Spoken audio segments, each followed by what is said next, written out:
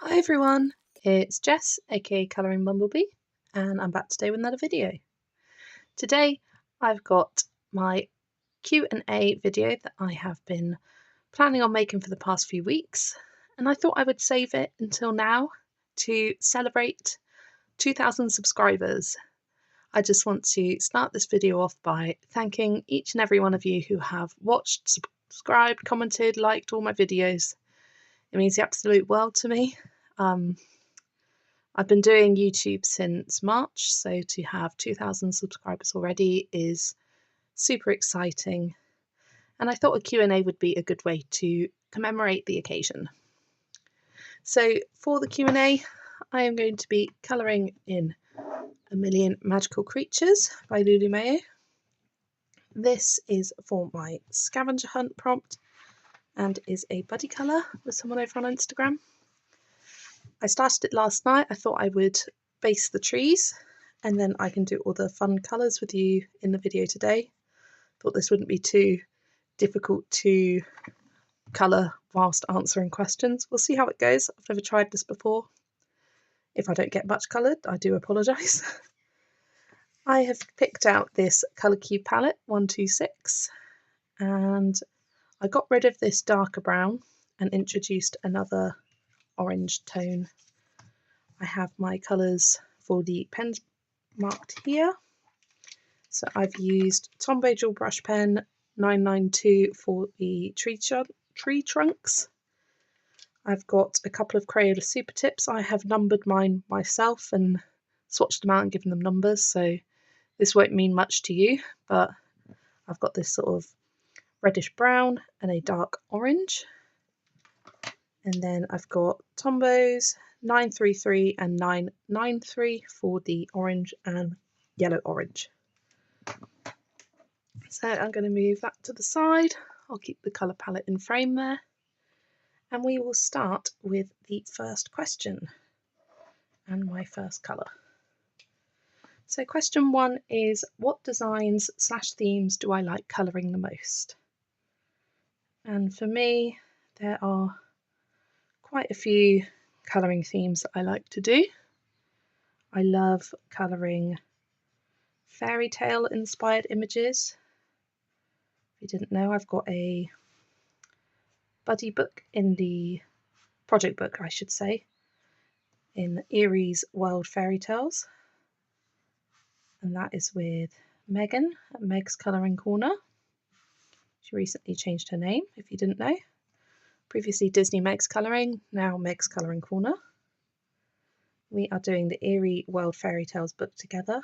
I love colouring in that every month. And I also love colouring zodiac and tarot themed pages, which is interesting to me because I don't necessarily believe in any of that stuff, like zodiacs and tarot. I find the imagery and artwork interesting to colour, which is why it's one of my favourite themes. I also love colouring animals, and in particular mythical animals. I think that's a really fun theme as well for me. And I also love colouring autumn themes. It's probably one of my favourite seasons to colour, so I love an autumn themed book or page.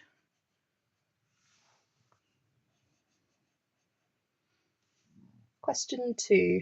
Are there any specific techniques I've developed / learned to enhance my colouring skills? And I feel like as colourists we're constantly developing, constantly learning. But in terms of specific techniques, it's not something I've done as much. I try to experiment at times with my colouring, but I do like to stay within my comfort zone the majority of times. Trying to think, any techniques. I've worked on blending, that's a big thing that I've worked on over my years of colouring. You can see from my early pages, which I will show you later, that my blending isn't so good, and I think it's okay now. Still not perfect, but definitely improved in that sense.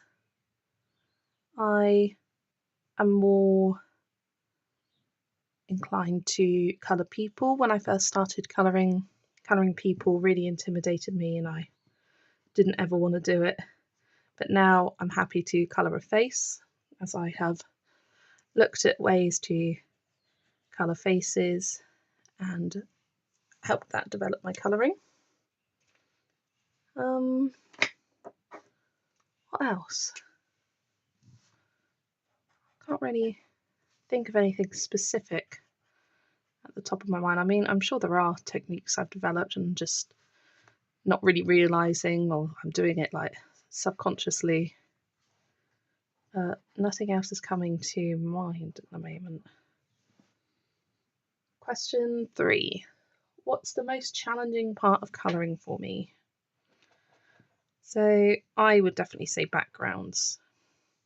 Often I will avoid colouring backgrounds, and I do think it's perfectly okay to leave a white background on some pages. And I think it adds a nice contrast to the image. But when it's a large background, I find that very challenging. I think half the reason is because I'm not comfortable with the mediums I use for backgrounds. Using pencil for a background is a lot of work, and I just don't have the time or energy for that. I use soft pastels sometimes, but they don't have the biggest colour range, so I find it a bit limiting at times. I use Inktense occasionally, and I've just got my first few Neocolor 2s. I've got a few blue tones, so I'm looking forward to finding the right page to test those out. But for other things, I'd really like to get myself some watercolours. That's something that I'd really like to get into that I haven't yet, because I think there's a lot of books in my collection now that I can see watercolour being used within it, and it's very appealing to me right now. Other challenging parts of colouring, skin is always a challenge, to try and get it to look natural but not sort of plain and boring.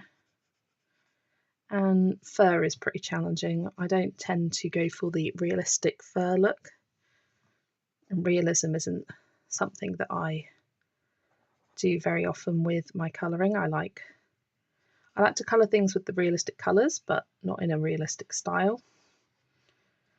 I have my own sort of colouring style. I like to add shades and lights and shadows, but that's about the extent of my realism. So those are all the things I'd probably find the most challenging for colouring for me. Question 4. What upcoming colouring books am I most looking forward to? There are a lot of colouring books coming out over the next few months or so that I am very much looking forward to. Hannah Carlson's Christmas book is out, the Swedish edition, and I was planning on getting it around November time because I wasn't sure of it initially. I love her artwork, but some of the themes aren't necessarily my favourite, but I adore all of the images in Godjul. But I was chatting with Zoe from Zoe's Cozy Colouring, another person who's changed their name, was previously addicted to colouring. So I was chatting to Zoe, and it's actually out of stock on iMusic. And I really hope that it comes back in stock by sort of November time. As soon as it does, I'm definitely going to snap it up, as I don't want to miss out on colouring in it this Christmas season. I'm not someone who necessarily likes colouring Christmas early, but maybe this year that might change. Not sure. So I'm looking forward to that. That's technically already been released, but I haven't got it yet. I am really looking forward to Maria Troller's new book, Sargon. It's a fairy tale themed book. As I said at the start, that's one of my favourite themes to colour. So I'm very much looking forward to that one. Johanna Basford, Magical Worlds. Cannot wait for that one. That's being released. Is it October or November? Can't remember which month. One of those. October or November. In the next couple of months. It's soon. Looking forward to that. Kirby Rosanes, his Dark Fairy Tales book. If I had to pick one that I was the most excited for, it would probably be that. Another fairy tale themed book, which I absolutely love to colour in. And Kirby's style is just stunning, and will be really interesting to see his style on some traditional fairy tales. Melpomene Chattopadhyay is releasing a new book next year. I think it's called Dream Voyage. I'm looking forward to that one. There's a few mythographics that I'm really got my eye on. Specifically the new Joseph Kattenbang and Fabiana Attanasio books. I think Joseph's is Dragon Spell and Fabiana's is Fantasy Forest, Magical Forest, Enchanted Forest. Something about forest, and from the covers and the sort of sneak peek previews we've got, they both look absolutely stunning. Can't wait for those two books. And I'm also interested in Veronika Kalinska's new book. She's releasing Rainbow Realms, I think, by the end of this year. I really enjoyed her Mythical Beasts one, so I'm looking forward to getting the Rainbow Realms. Who else is coming out with new books? Just looking at my shelf, seeing what artists are there. I think that's all that's coming to my mind right now. I'm not sure of any others, because like most of the Amazon print books, they kind of announce when they're coming out as they're released, rather than a long period of waiting for the release date.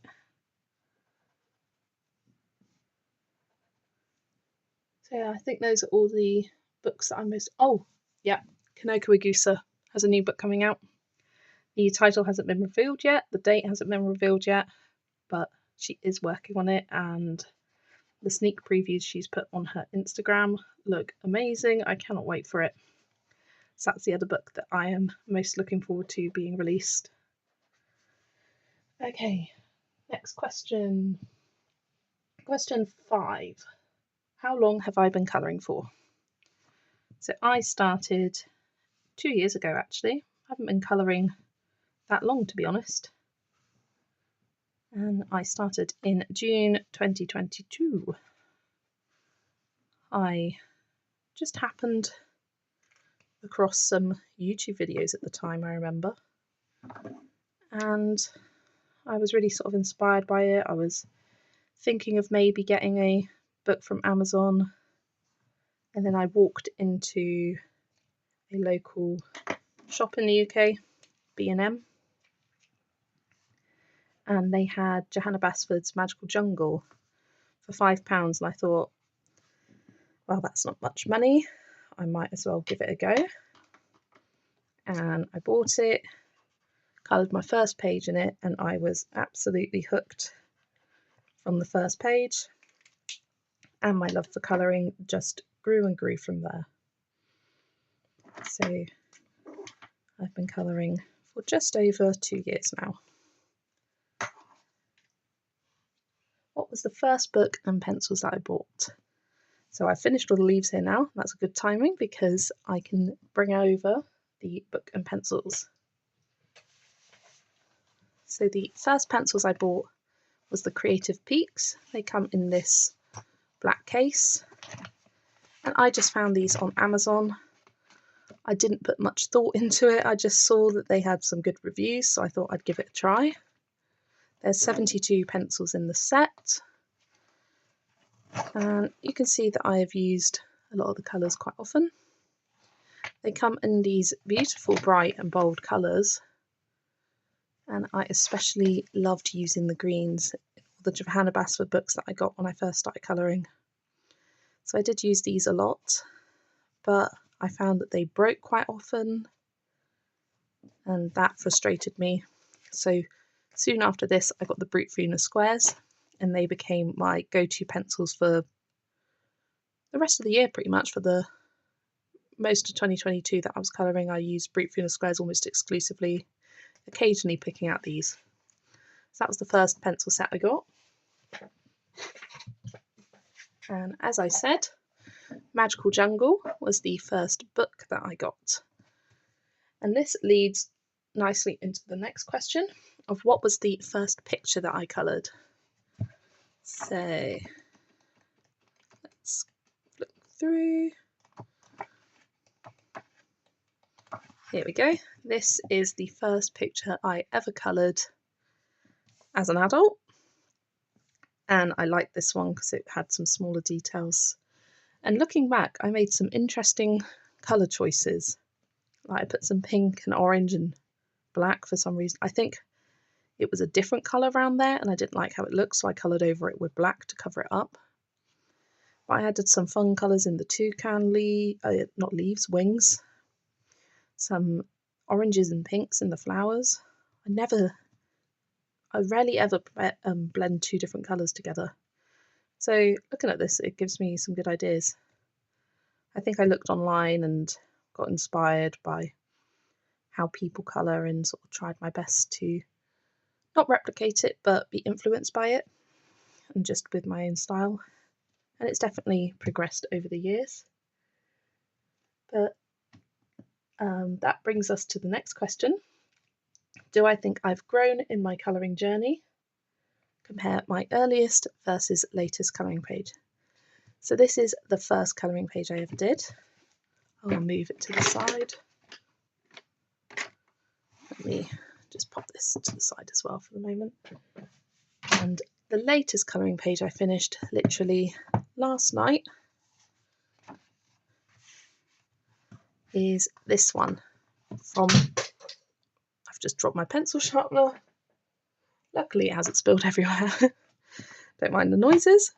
So this is the latest colouring page I've done. This is from Hannah Carlson's Tales from the Witch's Cottage, and you can see the difference in the growth between the two pages. My blending is a lot better on this. I used Prismacolors for this page, and I used cheaper pencils on this one. I think this was before I got the Creative Peaks because I didn't want to go out and buy new pencils before I knew that I liked colouring, so I used some old, very cheap ones that I had around the house. So I think you can see the difference in colouring. This is a lot smoother. The colours are more planned out as I used a colour palette to help me for this.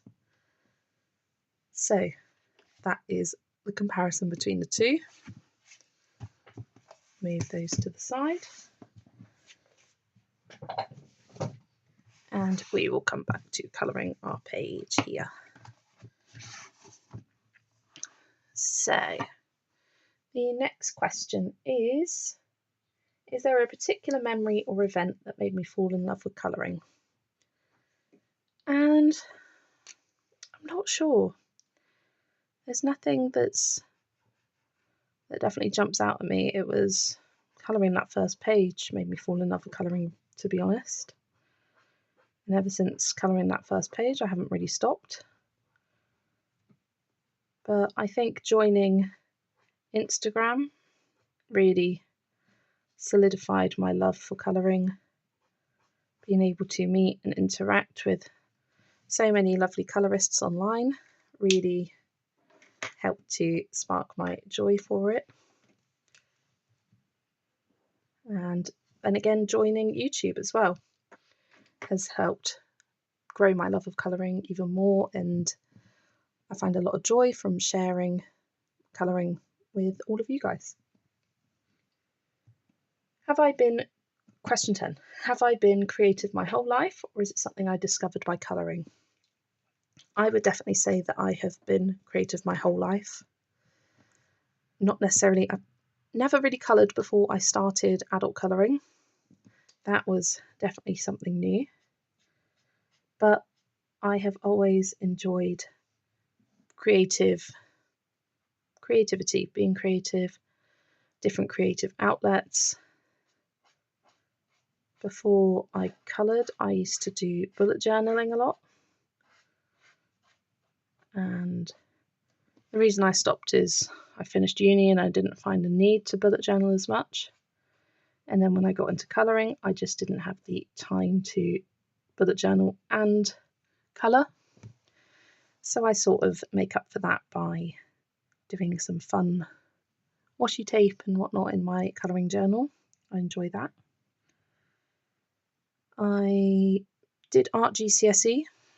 So GCSEs you do in the UK when you're 16, 15 to 16, and they're the step before you do A-levels or college, etc.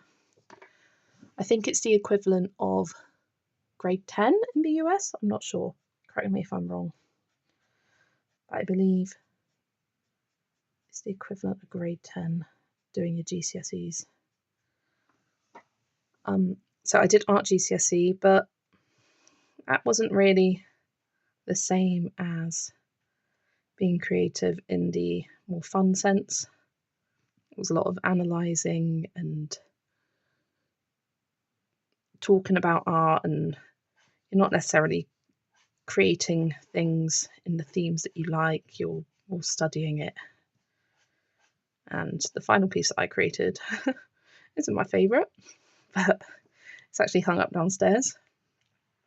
It is a very shoddy paint job, but it got me an A, so happy with that.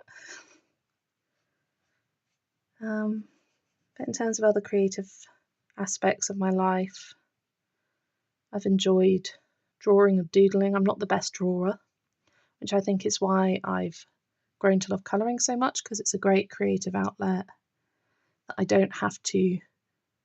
I'm not very good at picturing things on the page.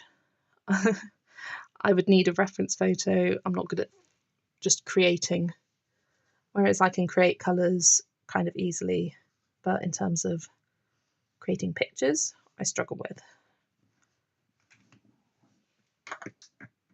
Question 11. What is my favourite page I've coloured? So I'm going to pop this away again and go show you some of. I can't pick one, I've got to pick a few. So I've picked out 5 books here of my favourite pages that I've ever coloured, and I will go through them with you. So first one is Romantic Country. This was a page I coloured last year and is the Henry's Books page. I was inspired by someone online to colour the green door, and I just love the colour scheme of this. I think it looks really nice. It's one of those pages that I look back and I just think, wow, I coloured that. I can't believe I coloured that. It's quite different to my usual style of colouring, the more muted colour scheme, but I just love how it turned out. So that is one of my favourites. Another one is a more recent one, Symphony of Cute Animals. It's a page I coloured last month in August. It is the Lemon Donkey page. I think I'm just really proud of the background. I managed to do it with pencils. And the colour scheme I just love. I think the page looks very cohesive. I remember really enjoying colouring this page, and was the first one I actually finished in this book. So it's quite special to me. Then another recent one, Mythographic Mythical Beasts, and it is this Pegasus page. There's so much gold, shiny watercolour metallic paint on this. I love it. I love the colour scheme I did for the clouds. I did all of that with alcohol markers. And I love how the Pegasus pops off the page with its sort of stark whiteness and the gold accents. Love that one. And then something that I did last year and kind of not necessarily forgot, but remembered my love for it when I was showing my autumn pages, is this pumpkin page. One of those pages that I coloured from start to finish without jumping between books, and for me that's a marker of a page that I absolutely love to colour. So that's one of my favourites, and it also has a lot of shiny watercolour on it as well. And then the final one I picked out, this one I did earlier this year in Fairy Wonderland, and is this beautiful fairy and fox page. Again, some metallic watercolour on it. I was really pleased with the colour palette of this one and the just end results of it. I was really proud, and still one of my favourites. So those at the moment are 5 of my favourite pages I've ever coloured. I feel like that's a thing that will constantly change, and that's by no means all of my favourite pages. I love many more that I've coloured, but those are just a few. I will come back to my page here and talk about question 12. Who are my top 5 favourite illustrators? Now, I recently did a video where I talked about my must-buy artists. Sorry for the cut there. So for me, must-buy artists are different to my favourite artists. There are some that are on the favourite artist list that aren't on my must-buy list. One of those being that sticks out to me is Hannah Carlson. I know a lot of you were like, how is she not on your must-buy list? And it's purely because when she releases books, I take the time to watch a flip through before deciding to buy, as not that I don't love all her books, it's just some of the themes aren't my favourite, but she is definitely one of my favourite illustrators. Another would be Kirby Rosanes. I absolutely love his books, cannot wait for his next one to come out next year. And Kanoko Agusa, another one of my favourites, that's 3. Morgan O'Brien would have to be a favourite. I just love colouring his simple pages, and is a nice change of pace from some more complicated ones. And my 5th favourite would be probably Eerie. I love all of her books. She creates some absolutely stunning artwork, and is another one of my must-buys. That leads us to question 13. Have my favourite artists changed over the years? And I would say yes, definitely. Hannah Carlson was an artist that when I first started colouring wasn't my style. It took me a long time to get her books because I just wasn't a fan. She did a lot of people, which intimidated me. Her style is very unique and just wasn't my favourite. But now she is one of my favourite artists, and I couldn't imagine not having her books in my collection. I feel like colouring her pages, they always turn out super beautiful. On the other hand, one of my favourite artists when I first started was Johanna Basford, and I still love her, still consider her a must-buy, but my favourite artists have changed, and she's just slipped out the ranks slightly compared to some others, and that's okay. They're allowed to change over time. It doesn't mean I like her any less, just means there's some more that I like more. I'm just going to pause this a sec so I can go get myself a drink as my throat's going a bit funny. Okay, I'm back, and I do have little Lexi, my cat, on my lap here, so if you hear some noises, that's why. Question 14. If I had to pick just one colouring book and one medium, what would it be and why? This is such a hard question, and Megan asked this. That was a tricky one. But I went through and thought about it, and I thought if I had to pick one, it would be this. Wild Mouse Yuru's Journey Sketchbook by Mikiko Inotome as my book, and as my pencils I would pick Polychromos. Those are my favourite, and I do really enjoy using them in this book. So I just like the variety of seasonal images, and this is a book I'd love to complete one day. Very slowly colouring through it. I've done a few in the spring and summer section, not any in the autumn or winter yet. But that would be my one colouring book, and my one medium would be the Polychromos.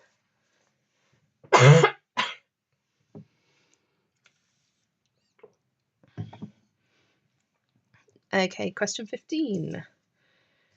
Who in the YouTube and Instagram colouring community do I take inspiration from?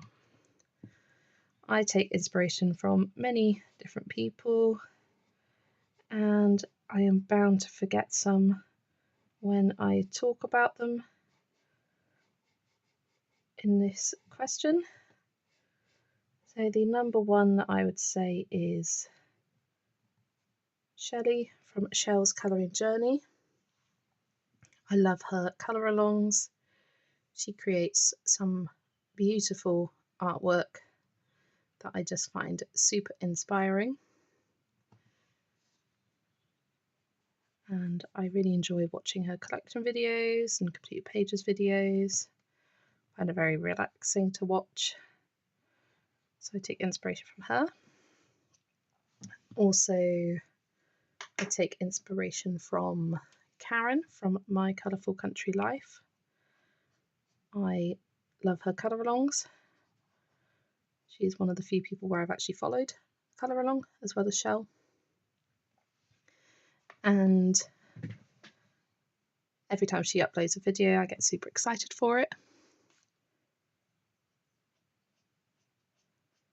In terms of creators that I find inspiring, Zoe from Zoe's Cozy Colouring inspires me to create lots of fun different videos. We talk every day and we help to inspire each other. So I'm super grateful for her and for that. Megan from Meg's Colouring Corner. I love the variety of videos she posts on her channel, and when I see things she creates, it inspires me to create as well. Similarly, Erica from Elm Colours really inspires me to create some different videos.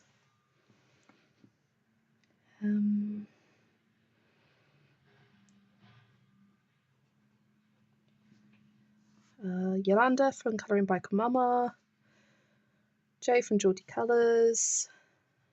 There's so many different YouTubers out there. It would be almost impossible to name them all. But those are the ones that inspire me the most to create videos. Okay, moving on to some YouTube related questions. Question 16, why did I want to start YouTube? So I just loved watching YouTube videos. I always have since I started colouring. I watched videos before I even started colouring, and it's what really inspired me to start colouring. And I'd been on Instagram for a little while, and I was really enjoying posting on Instagram, but felt like I could share more and interact with the colouring community more. And by creating a YouTube channel, it has allowed me to create even more friends, interact with more people, have more opportunities for buddy colours, and I just really enjoy sharing what I do with others and seeing what you think of it. I find it really exciting. That leads to question 17. How am I enjoying being a YouTube creator? Absolutely loving it. If I didn't love it, you would have seen me make 1 or 2 videos and slowly slip away and not make any more. But I have continued to feel inspired, especially this last month in September. I think because I was feeling unwell during August, I didn't create any videos, and I feel like I'm almost making up for it now in September. I've got so much inspiration, so many ideas, almost not enough time to make them and colour at the same time, but I've been really enjoying it this month. And I think the best thing about being on YouTube is the interaction with everyone, making videos, joining in on tags, replying to comments, receiving comments is just super exciting and inspires me to carry on. Question 18. Do I have any tips for anyone looking to do YouTube or grow a channel? So I think my number one tip would be have low expectations. Because if you have low expectations, everything you do is a plus. Everything you achieve is a plus. When I started YouTube, I spoke to my parents about it, and I said, oh, there's no chance I'm going to get to 1,000 and be able to monetize. I quickly got to 1,000 and I was able to monetize, and that was really exciting. And then I was like, there's no chance it'll take months and months for me to get my first paycheck, and a couple months I got my first paycheck. So having those low expectations, it's hard seeing others who have established content and established channels, and it's really hard not to compare yourself to them. I know it is. But when you're first starting out, you've got to compare yourself to you. Are you improving? And even if you aren't improving, that's okay. You're allowed to have some months which are better than others. This month has been a really good month for me on YouTube. Last month wasn't so much. I think May also wasn't a great month, but that's okay. You're allowed to ebb and flow. And for me, the main thing is to enjoy what you're making. That's one of my biggest tips. If you don't enjoy making the videos, you're not going to enjoy being on YouTube. Just because people are doing tags and trends and whatnot doesn't mean that you have to. You do your own thing. That's the most important thing, to enjoy what you're making. Because if you enjoy what you make, people will enjoy watching it, and they can tell that you enjoy making it. And it really makes a difference. So we've got a few personal questions at the end. I've actually finished basing this image, so I will just chat. Sorry you can hear Lexi in the background. That brings us to question 19. Do I have a pet? Yes, she is a little ginger kitty called Lexi. She is very noisy. She is featured in a few of my videos in the background meowing away. But she does like to snuggle on my lap whilst I colour at times. Number 20, what is my job? So I work in food and beverage as a team leader at a local safari adventure park near me. It's not a job that I want forever. In fact, I'm looking at different options. I just don't know where I want to go in my career right now. I'm feeling a bit lost. So I'm just there for the moment. Question 21, what do I enjoy other than colouring? I enjoy video games. I have the Switch or The Sims and Stardew Valley on the computer. I enjoy playing those. I enjoy puzzles. Occasionally I will do diamond paintings, but colouring does take up most of my time. Question 22. If I could live abroad for a year, where would it be and why? So this is easy for me. I have wanted to do the Disney Cultural Representative Programme. For those of you who live outside the US, that is a programme where you work in your respective country's pavilion at Epcot. So you'd work there for a year, share your culture, and live and work in Disney for a year. So that would be my dream. Outside of that, if I could live in a non-Disney related country, it would probably be Australia. It's something that I looked into at one point and thought about it. I just think that I like the idea of going to a country which is different to the UK, but I don't have the language barrier, because I find that quite intimidating. So Australia would be my country that I could live abroad for a year. Question 23. Have I ever met anyone from the colouring community face to face? Yes, I have met Zoe several times now. She lives about an hour away from me, so I drive to hers. We have some colouring sessions. We need to plan our next one as she's just coming back from holiday.